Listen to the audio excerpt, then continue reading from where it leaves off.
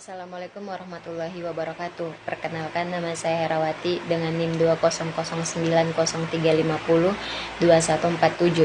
Saya dari kelas konsentrasi manajemen SDM kelas B, mata kuliah psikologi industri, di mana saya akan membahas mengenai materi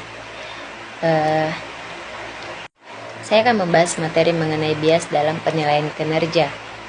Kita masuk saja ke dalam materinya mengenai evaluasi kinerja atau biasa disebut penilaian kinerja karyawan adalah suatu kegiatan yang dilakukan oleh organisasi yang biasanya dilaksanakan setiap 6 bulan atau setahun sekali, di mana evaluasi kinerja menurut Leonci pada tahun 1981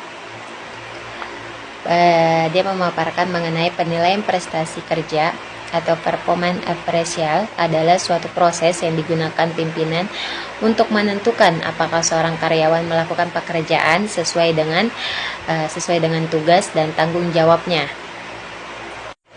Dari pengertian tersebut dapat dievaluasi bahwa kinerja adalah tindakan pengukuran aktivitas karyawan yang kemudian hasilnya akan digunakan sebagai umpan balik dalam melakukan koreksi terhadap kegiatan organisasi. Dalam proses pengukuran kinerja karyawan seringkali terjadi bias dalam penilaian kerja karyawan adalah sebuah penyimpangan yang dapat mempengaruhi keakuratan dalam penilaian tersebut. Hal ini biasanya diakibatkan oleh pandangan subjektif penilaian kepada karyawan. Adapun bias-bias menurut Walter dan Davis adalah yang pertama itu halo efek, di mana bias ini terjadi apabila penilaian menyukai atau tidak menyukai karyawan. Apabila penilaian secara pribadi menyukai karyawan, maka penilaian cenderung akan memberikan penilaian positif pada semua aspek penilaian. Namun sebaliknya, apabila penilaian tidak menyukai karyawan, maka ia akan cenderung memberikan penilaian negatif kepada karyawan tersebut. Kemudian yang kedua adalah leniency and severity effect. Efek terjadi apabila penilaian memiliki kecenderungan untuk bersikap baik kepada karyawan. Ia merasa bahwa ia harus berbaik hati kepada karyawan. Dengan begitu, penilaian akan memberikan penilaian yang cenderung baik kepada setiap aspek penilaian. Yang ketiga adalah central tendency, adalah sebuah bias yang terjadi apabila penilaian memiliki tingkat toleransi yang terlalu tinggi. Penilaian tidak mau memberikan penilaian yang terlalu tinggi maupun terlalu rendah pada bawahannya, sehingga hasil penilaian akan cenderung berada pada nilai rata-rata. Hal ini akan menguntungkan karyawan yang memiliki kinerja buruk, namun sebaliknya akan merugikan karyawan yang memiliki kinerja yang sangat baik. Kemudian yang keempat adalah assimilation dan differential effect. Efek terjadi apabila penilaian cenderung menyukai karyawan yang memiliki kesamaan dengan penilai. Kesamaan ini dapat berupa ciri-ciri atau sifat yang dimiliki karyawan.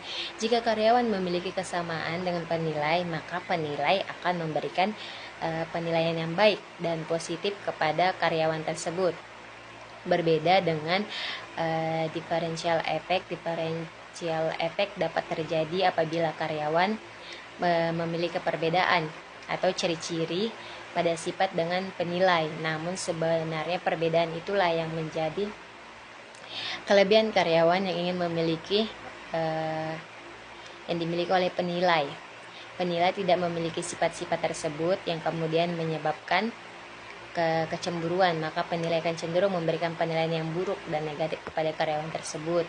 Kemudian yang kelima adalah first impression error. Bias ini disebabkan oleh cinta pandang pertama, di mana penilai akan memberikan penilaian berdasarkan kontak pertama dengan karyawannya. Penilaian akan membawa kesan pertemuan pertama dalam jangka waktu yang lama, yang kemudian kesan-kesan itulah yang digunakan sebagai acuan dalam penilaian. Kemudian yang keenam ada referensi efek. Referensi efek dapat terjadi karena penilaian memberikan nilai berdasarkan kejadian yang baru dialami dan melupakan prestasi ataupun kesalahan yang sudah dilakukan pada masa lampau. Dari bias-bias yang sudah dijelaskan, yang sudah saya jelaskan tadi, dapat diambil kesimpulan bahwa hal itu dapat mengakibatkan kesalahan penilaian dan merugikan karyawan. Tidak hanya karyawan yang dirugikan, namun kesalahan dalam menilai karyawan juga menyebabkan kesalahan dalam bertindak dan dapat merugikan suatu organisasi ataupun perusahaan. Oleh sebab itu, penilai harus menyadari keberadaan bias-bias tersebut agar dapat menghindarinya dan dapat memberikan penilaian yang lebih objektif dan akurat kepada pegawai. Mungkin itu saja yang bisa saya paparkan mengenai materi ini. Kurang lebihnya mohon dimaafkan. Wassalamualaikum warahmatullahi wabarakatuh.